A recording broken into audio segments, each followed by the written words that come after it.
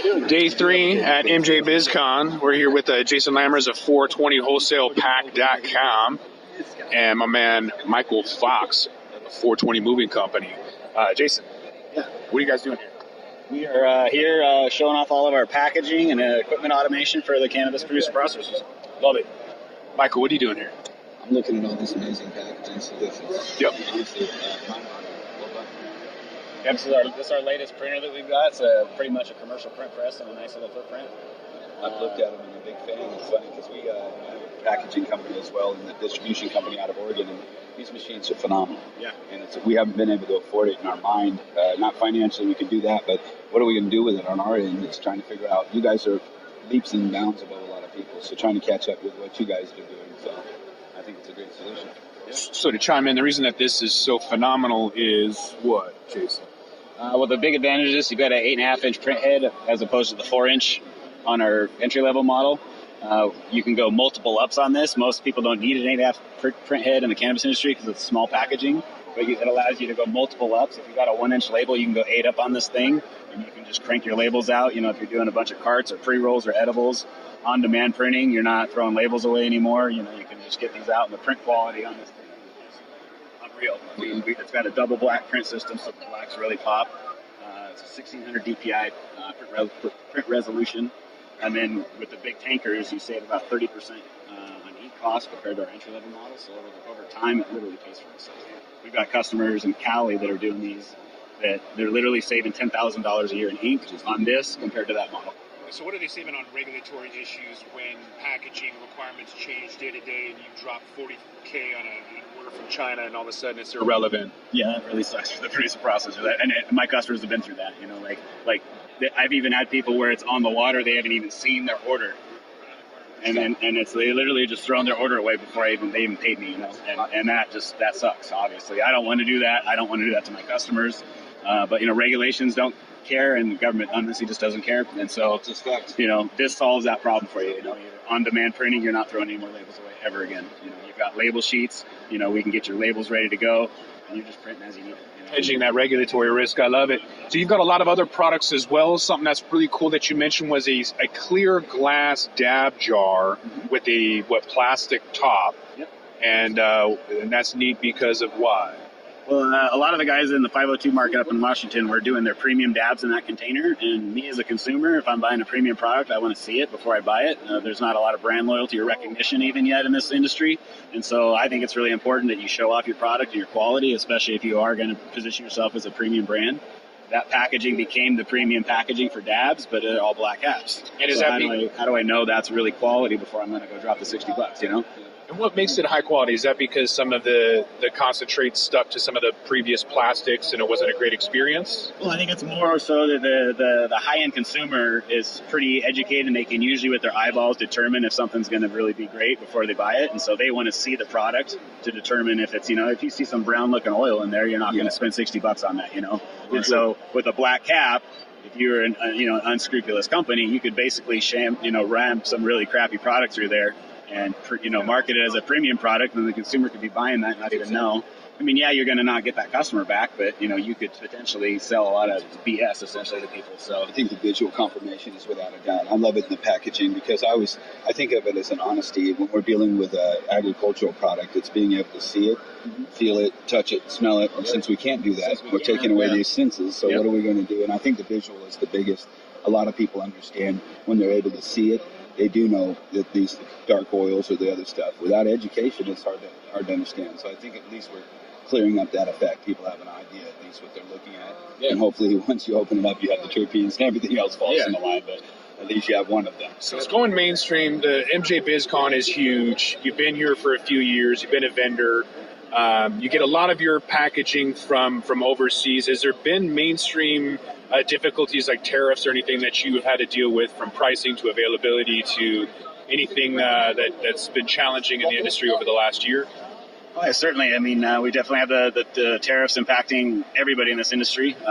You know, the third round of tariffs hit all of our categories essentially. So, and that's not just my company, that's everybody. So, you know, if you're an American company and you're buying from China, you've got a 25% tariff on your goods in this industry now. So, that's definitely going to have a negative impact, and we won't see that really realize the full impact until next year, because that's when it starts, January 1, and then ultimately, guys like me, I've tried to mitigate that by buying up inventory, so I'm going to try to get my customers the best pricing I can until I have to reorder.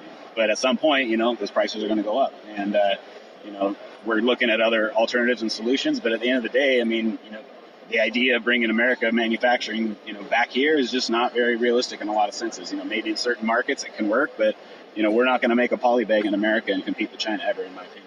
We are. Tell me about that, Mike. Yeah. So D6 Inc. is that's my pitch for you, and there's no pitch. I work with a company called D6 Inc. run by a guy named Ed Dominion. They are a packaging solution. They're the world's only packaging think tank. They have a 35,000 square foot warehouse that's just dedicated to playing around more 3D printers than anybody in the world. Thermoform right on hand. You can take your bag idea conceptually and have you delivered in 6.5 hours in your hand. We're the only person in the world that can do that. So, and along with the recycling program that Ed offers, and precision with Department of Defense, Boeing, so aeronautical and secretive projects, it's very accurate, laser cutted, guided, all that. Aeronautical, medical. We work with we're blessed to work with Walmart. We do 1.5 billion packages a month for Walmart. All of the fruits and vegetables worldwide are done by D6, so they are a solution. And that's why we came to you in all of the packaging. I've been in the cannabis business for 30 years, been pushing weight since '88, real live, in the flesh, coming from the trenches. And Ed has offered us a solution for us to be able to come in and not only offer the plastics and the packaging for insanely incredible rates, but he's able to see that we have to have a recycling program. So we've been working with Josh and the other people that we brought on board to take these plastics, take these packaging products, put that D6 or your labels on the bottom, be able to return them, recycle them, and rejoice. So we have a give back program that we're working through all the dispensaries and through large box stores like CompuCom, owned by Office Depot, and 10.8 billion. So solutions are there. We're looking for them. A guy like you've done a phenomenal job in the packaging industry and getting it out there. Caring about cost of goods, caring about buying up product enough so that you can save your customers. We're dedicated to working with guys like you because, and the reality of it is, everything here needs a package. And if you're not part of that, solution, you are the problem. And right now, we make 1.5 billion problems a month. Yeah. So we want to also be a part of this. So it's bigger than us, throwing some weed in some plastic bags, as you know, or products. We wanted to change the world with this. The way we do this is going to guys like you that already get it and offering, hey man, come in, be a part of the family. Let's work this out together. And it's like, there's no sales pitch. It's, I know that we have a solution for you financially, but more importantly, you have the solution for all of us because you're dedicated to the cannabis side. Yeah. Whereas that's where we need your expertise and we need warriors like yourself because this is I think the first and last stop for all of us. If we don't design with intent in our packaging, we're going to end up in a really, really bad sea of change where we become the bad guys again. Yeah. We were the bad guys. We got to police our own industry because the government doesn't know how to do it effectively. So we've got to be the stewards for our own people and, set the standard and change how business is done, and there's a lot of people in this industry that want to, push for that. So. Unbelievable. You guys have been so dedicated. I come from the other side. I spent so many years on put it in bags, I'll sell it, but I never thought about the bag. Yeah. So now that the legalization came in the last 10 years, we've seen, okay, it's nothing about the cannabis for us anymore. At Dope Magazine, when I was there, it was about defending our plants everywhere.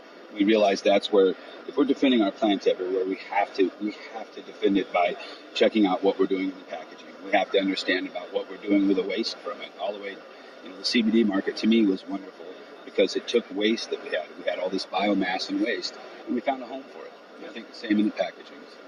Well, so I'm glad you brought that up because that's definitely been a focus that we've been working on as well as the sustainability component. And so we've got some, really exciting compostable bioplastics that we're working on, and we're working on rolling out some really cool solutions. So maybe we should, chat more about that and see if we might be able to figure some things. A subcommittee for recycling the Cannabis Alliance? Yeah, I'm actually the chair of the Packaging Waste Committee at the Cannabis Alliance.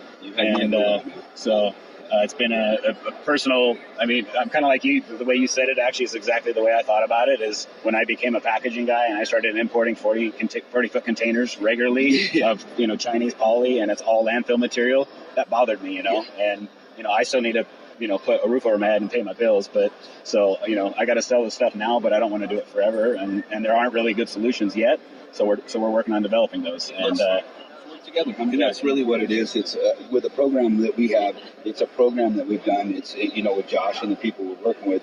is coming to those guys and saying, you are a solution. Each one of us is. It's not us. It's not my company. It's not D6. It's not the Superchronics. It's none of it. It's all of us coming together and packaging Earth with that intent and understanding that it's not going to be solved tomorrow, but we're going to work on it. And working on that solution together. It's, for one, we're going to come in and save you guys a ton of money all the way across. Everybody loves the money part. We want to make sure we're in this. It is a cannabis business, but we want to make sure that we're doing it in a way that says, here's the money savings, but here's the back end savings. We're going to save so much of these plastics. We're going to have a recycling program, and that's our big push. And I think that's where you're going to hear me herald D6 and Ed Dominion himself, because I don't know too many billionaires personally that take the time to listen to recycling, to listen to cannabis, to listen to solutions. And this is a guy that we've got at the table that's willing and able and committed to. So, we definitely, I think we're in a good position. All right, so where can they find you at, Jason, online? Where are you at? You can check us out at 420wholesalepack.com, or we're on Instagram at 420wholesalepack. And have you seen anything new, neat, niche, or exciting? What's an industry repeatable thing? God, that's almost too much to list. I've seen, with 1,000 exhibitors and I don't even know, 30,000+ attendees or more. I've seen tons of innovation at this show. I've had people come up to me and show me new products that I got to literally take home and go test, and find out. So, you see a lot of them. What do you got? So I found a new pod system that's a dual chamber pod system, so you could do an indica sativa in one shot, same battery. So I'm pretty stoked about that. I got to obviously take it home, do some R&D, and make sure the stuff works the way it's advertised. But that's a big thing in this industry that we really do, and it sounds like you guys too, is really make sure you vet your partners, and then also the equipment that you're bringing in. If you're partnering with a manufacturer, make sure if they're selling you compostable, you make sure that's compostable. I'm not going to take your word for it. I'm going to make sure this stuff is real. We're not doing marketing gimmicks. We're doing solutions. Yeah, you hit that so on the hand, because you guys talked about like the labels. What happens if this happens and it switches? Regulatory effects that we've dealt with. All of these. I have 30,000 packages right now, and I'm not going to say the packaging company because I'm a huge fan of the guy personally, and I know he's trying to be a solution.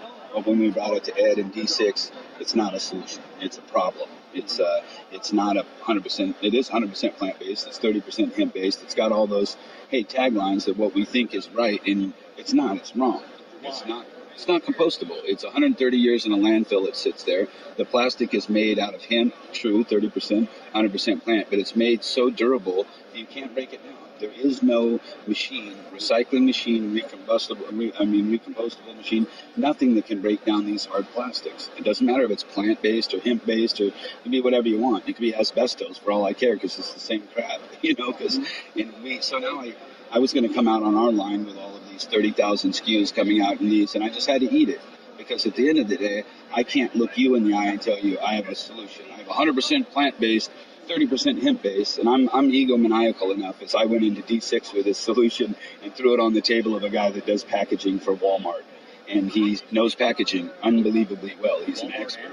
Nike, Conag, 3M. I mean, the thing with D6, he's a phenomenal packaging solution, guys. He has cube optimization, where he makes your whole display look beautiful at the same time as saving you space. I mean, they've gone so far above and beyond what packaging is. Like they're thinking about the end user. They're not thinking about the dollar they're making. They're thinking about solutions. All problems with money will come. That's it. Yeah. So that's the way we've seen with Ed and D6, is that commitment, again, is changing the way we're viewing packaging. And so that's where I came in. I didn't come in for a solution. I came in with my ego to talk to my buddy Ed, that happens to have this amazing company, and he schooled me. So the humble will be exalted, and the exalted will be humbled. I was very humbled by Ed that day, and it's put me on a new mission in life, because for 30 years I've been pushing the product and pushing it very well, from Dope Magazine to Fat Glass to the actual trenches of cannabis. But Ed's the first one that woke me up to the fact that I am part of the problem, period. And I think we all have a solution in it if we work together. And that's, but I can tell you, I'm not going to walk into Ed or your offices anymore with my plastic packages and start talking to you guys about my expertise. So I'll stick to the green side. Michael Fox, where can they find you online? 420moving.com. We're a 420 Moving company, a branding and marketing firm. I have Fridays 365 product lines. We're everywhere, but check us out at 420moving.com and be a part of the solution, not the problem. And so, again, what is something that you found that was new, niche, exciting, or just something you want to share? I'm not BS, I'm looking at it. The Trojan label, this Astronova company machine. I mean, 8 labels across. It might not mean anything to a lot of you guys listening, but if you're pushing out dupe tubes or anything and looking at real print solutions, this is an incredible machine. I mean, I'm excited Where about can it. they find that at?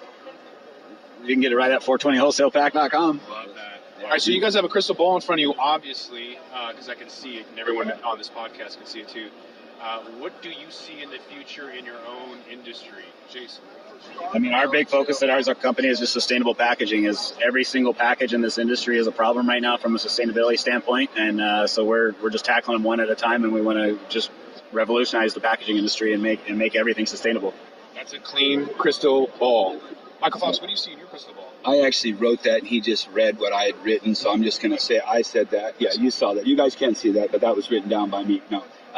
We're going to work with 420 Wholesale Packing and everybody else that we can get into this solution. I see that in the future as well. Period. I mean, with me, it's still going to be, they're going to have to drag cannabis out of my dead cold hands, because I love it. But on the other hand, with you guys and the companies that we have at this table, we have real live solutions for more than cannabis. We have retail and packaging solutions for the world, and that's what I'm going to focus on. I'm going to pry my lighter out of your dead cold hands probably as well. So with that, this is Baked In Away, Day 3, MJ BizCon, Superchronics. I'm out.